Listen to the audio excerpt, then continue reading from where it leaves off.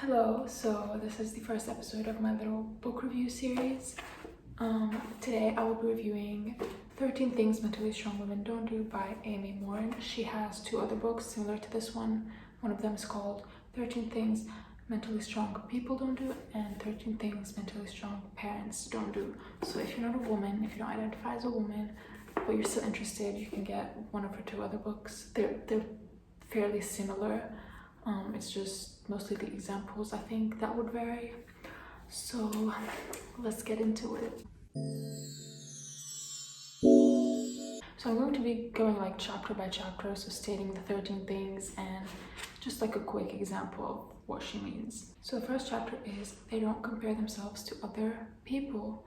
I think we all saw that one coming. It's a pretty obvious one, but it's not easy in practice. So she says how you should really think of other people as opinion holders and not competitors, because once you start thinking about people as your competition, that's where the comparison comes in. You never know what someone is actually going through and actually living. You just get little snippets, so you can't compare your whole life to little snippets that you see, whether that snippet is a good one or a bad one. It's just unfair to you and to whoever it is that you're comparing yourself to. The second chapter is they don't insist on perfection. I think a lot of people would refer to themselves as perfectionists, and that usually stems from desiring to be desired and desiring to be loved, and you think that, oh, if you're perfect at this and that, then all of these good things are going to come to you. But that's not how it works, because you end up putting so much pressure on yourself. It ends up being counterproductive. So aiming for perfection means that you're going to feel bad about yourself when you don't reach that perfect point, which isn't really reachable anyway. I think I kind of just like went all over the place with that sentence. The third chapter is they don't see vulnerability as a weakness. So I think we all know that women tend to be judged for being too emotional, when really they're not actually being emotional. They're just, owning up to their emotions, and they're more in touch with their emotions usually. She also mentions owning your story. So if you went through something, whatever it is that you went through, you should feel okay owning your story and talking about it if you feel comfortable talking about it. Talking about whatever thing happened to you doesn't make you weak. Chapter number 4, they don't let self-doubt stop them from reaching their goals. She's actually a psychologist, okay, and she talks about a lot of her patients, like she uses them as examples, and she does a lot of, psychological research. And they tested like little kids and adults, asking them, okay, who do you think is more brilliant, and then showing them pictures of man and woman. And most people would say that the man was brilliant.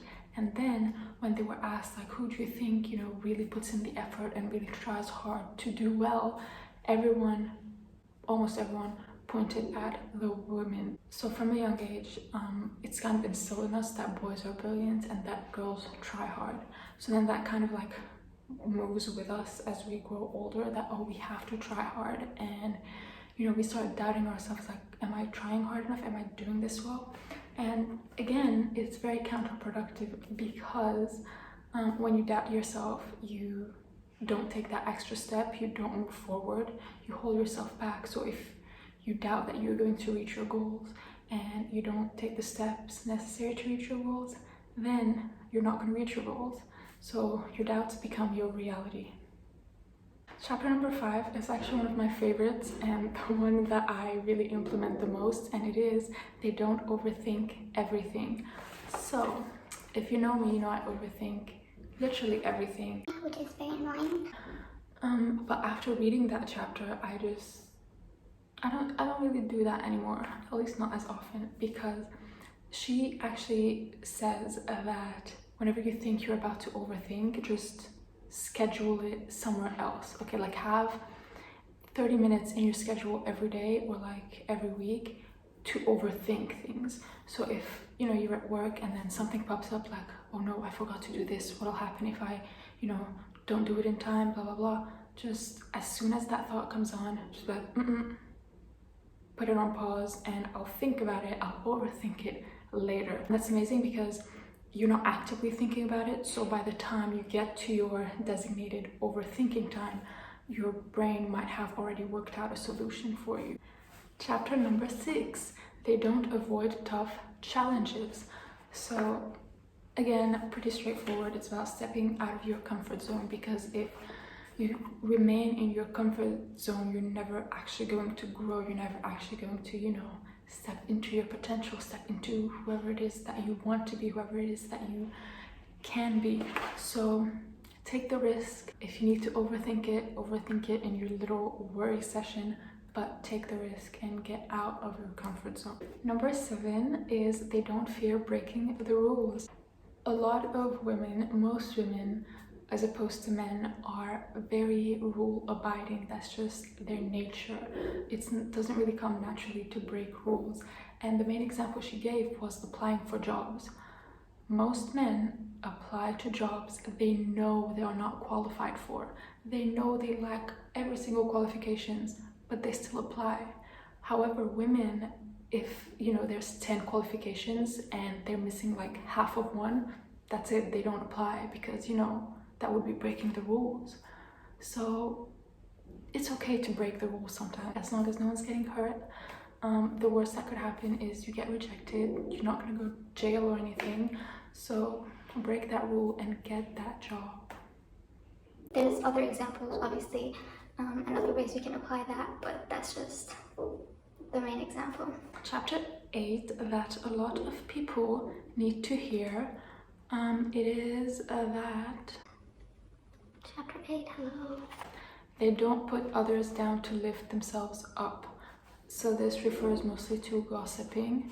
Obviously, when you gossip, you're usually talking about someone and about how, they're not doing that well, or it's negative talk. This is actually pretty common. Sometimes you might not even realize it, but if, let's say, your friend started a new business and then after a few months she's like, it's not working out, deep down you might feel kind of happy in a way that, oh, she failed, okay, we're back on the same level, that kind of stuff.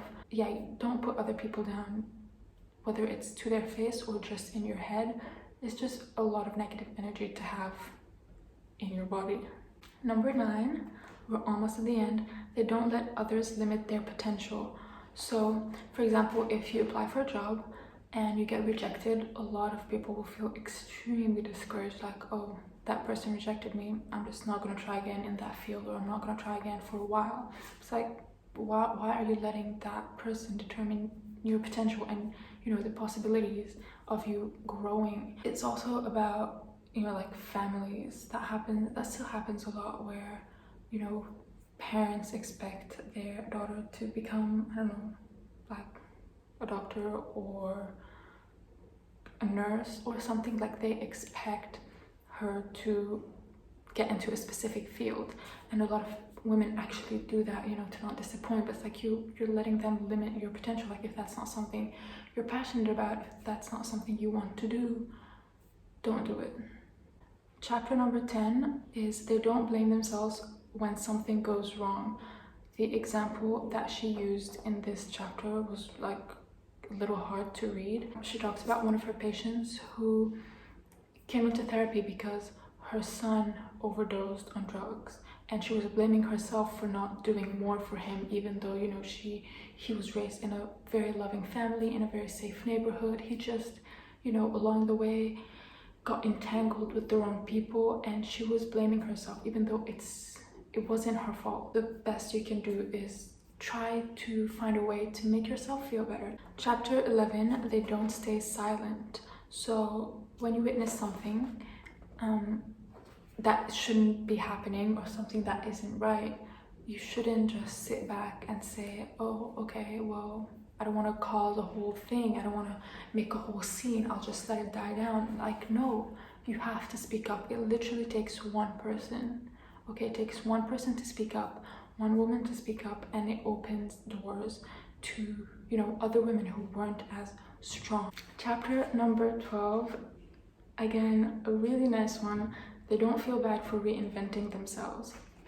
A lot of people, myself included, once they grow out of hobbies, grow out of passions, grow out of whatever and into something else, there's kind of this guilt, like, oh, but now if I reinvent myself, if I, move on to the next phase of my life, that might mean that I'm going to have to let go of, the people who are not moving with me, or that would mean that a lot of people will not really like this new person that I've become. So instead, they decide to stay back into whoever they are at the moment to avoid, losing people. The final chapter is they don't downplay their success.